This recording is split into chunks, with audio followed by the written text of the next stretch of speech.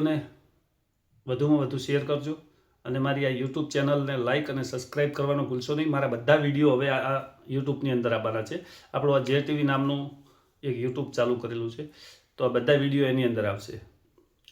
તો મિત્રો, વાત કરવી છે, ઘણા સમયથી મારા રસ્તાને લઈને રસ્તાની એક દબાણ માટેની મારી અરજીઓ ચાલતી હતી. એનું રસ્તાનું હજુ કોઈ નિરાકરણ આવ્યો નથી અને રસ્તાનું નિરાકરણ માટે હવે ટૂંક સમયમાં મારે સર્વે આવવાની છે અને સર્વે આવ્યા પછી આપણો રસ્તાનું નિરાકરણ આવી જશે. એને લઈને સાથે સાથે મારા ગામમાં જે પંચાયતની પડતર જમીન પડી છે એની અંદર ગેરકાયદેસર લોકો બાંધકામ કરી રહ્યા છે અને કોઈ બાંધકામ કરી દીધા છે અને આપણે દબાણ દૂર કરવા માટેની વાત કરીએ છીએ તો લોકો વાયા બીજા લોકો કેવું કરે, એમને સામે આવવાની તો એમનામ તેવડ છે નહીં કોઈના. મને હેન્ડ ટુ હેન્ડ કહેવાની કોઈ નામ તેવડ નથી, એટલે લોકો વાયા વાતો કરે છે કે આને પેલે વ્યક્તિએ ચડાવ્યો છે અને પેલા વ્યક્તિએ ચડાવ્યો છે. અલ્યા ભાઈ, તારા જેવો દલાલ નથી કે હું કોકનો ચડાયો ચડી જાઉં. અને તારામાં એટલી તેવડ હોય ને તો મને હામી છાતી આવીને વાત કર, તારે જે કરવાની હોય. બાકી લોકોના ખોટા નામ લેવાનું બધાને કહું છું તમે બંધ કરજો. અને મિત્રો, હવે તમને કહી દઉં છું, જે સોની ગામનું દબાણ છે અને જે ખળવાડ છે કે અનેક ગૌચર છે અને જે ગેરકાયદેસર બાંધકામ કરી રહ્યા છે, શું તલાટી દેખતો નથી? તલાટીને દેખતા પંચાયતની જમીનમાં અત્યારે હાલ બાંધકામ થઈ રહ્યું છે. શું તલાટી નહીં દેખાતું? તલાટીશ્રીને કંઈ દેખાતું જ નથી? આંખે પાટા છે? એ કોનો દબાયેલો છે મને એ ખબર પડતી નથી. અને હું હમણાં અરજી આલવા ગયો હતો તો અરજી ન લીધી મારી. તો તલાટી સાહેબ, વાહ, શું ફરક પડ્યો તમે અરજી ન લીધી તો? મેં અરજી દિયોદર કરી દીધી છે, ટીડીઓને આપી દીધી છે અને મામલતદારશ્રીને પણ આપવી છે. કારણ કે તમને આપવા આવ્યા તો તમે મારી અરજી લીધી નથી. હું અરજી આપવા આવું, તમારો લેવાનો તો અધિકાર છે જ. બીજું, મારે તમારી આંખો એમ ખોલવાની છે કે તમે આંખો ખોલો. ગામની અંદર એક તો ગેરકાયદેસર બાંધકામ કરેલું તો છે જ, ઉપરથી બીજું પણ બાંધકામ ચાલુ થઈ રહ્યું છે. તો તમે કેમ હજી ઊંઘ્યા છો? તમે કોના દબાયેલા છો મને એ કોઈ ખબર પડતી નથી.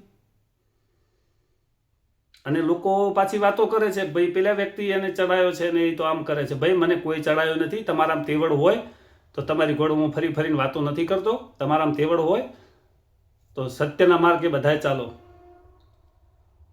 સાચાને સપોર્ટ આપો. અને સાચાને હંમેશા સાચા માણસો છે ને એ સપોર્ટ કરે જ છે.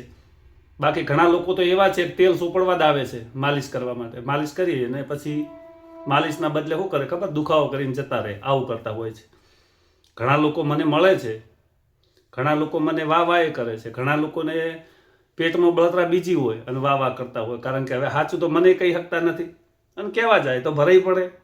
એટલે મિત્રો, હવે ટૂંક સમયમાં સોની ગામની અંદર જે દારૂના હડ્ડા ચાલે છે, એ દારૂના હડ્ડા, ગેરકાયદેસર પંચાયતની જમીનમાં બાંધકામ કર્યું છે, આ બધું હવે ટૂંક સમયમાં બંધ થઈને રહેશે. એમાં કોઈ ફરક નથી. અને કોઈને તેવડ હોય ને તો મને સામે બોલાવી અને મને વાત કરજો. બાકી ખોટા કોક લોકોને ટાર્ગેટ કરવા રહેવા દેજો, કે ખોટા ઝપેટામાં આવી જશો. બરોબર?